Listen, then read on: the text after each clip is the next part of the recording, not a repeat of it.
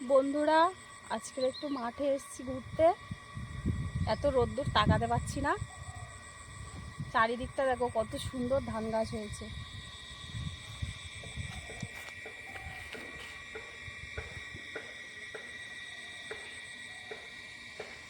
এখন চারিদিকে সবুজ আর সবুজ।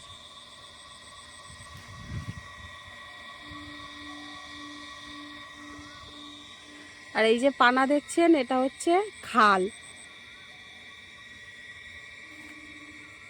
পানা ভর্তি হয়ে গেছে। এখন বর্ষাকালের সময় পরিষ্কার থাকে খালটা। আর আমরা কোথায় মাছ ধরি সেটা আপনাদেরকে দেখাচ্ছি। ওই যে ওইখানে জাল খাটানো থাকে, আমরা মাছ ধরি ওখানে। খুলে নিয়েছে জালটা। বর্ষাকালের সময় বেশি মাছ হয়।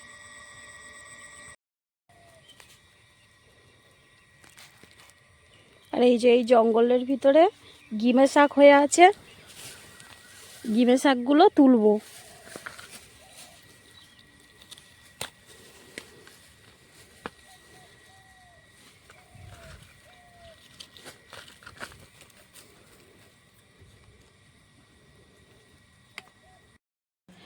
শাক তুলে বাড়ি চলে এসেছি। এই যে গিমে শাক তুলেছি এতটা, আরও ছিল তুলিনি, এইটুকুই হয়ে যাবে। আর এই যে সাঞ্চে শাক, আমাদের এখানে বলি গাং থরথরে। এইগুলো সিদ্ধ করব। আর এইগুলো দেখি কি করি, বেগুন দিয়ে চচ্চড়ি করব। শাকগুলো সব বেছে ভালো করে কেটে ধোয়া হয়ে গেছে। এই যে গিমে শাক, বেগুন, আলু দিয়ে চচ্চড়ি করব। আর এই সাঞ্চে শাকগুলো সিদ্ধ করব আলু দিয়ে মাখানোর জন্যে।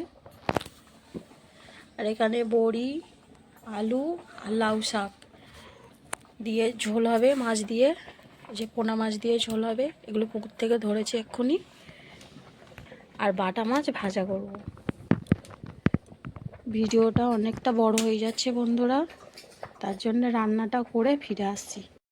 রান্না বান্না আমার কমপ্লিট হয়ে গেছে। যে ভাতও বেড়ে দিয়েছি।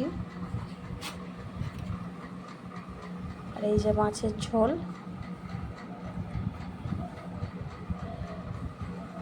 গরম পড়ে গেছে, গরমের সময় এরকম পাতলা মাছের ঝোল খেলে শরীরও ভালো থাকে, খেতেও ভীষণ ভালো হয়।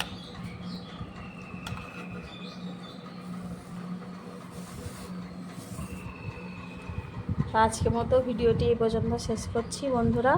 আবার দেখা হবে পরের একটি ভিডিওয়।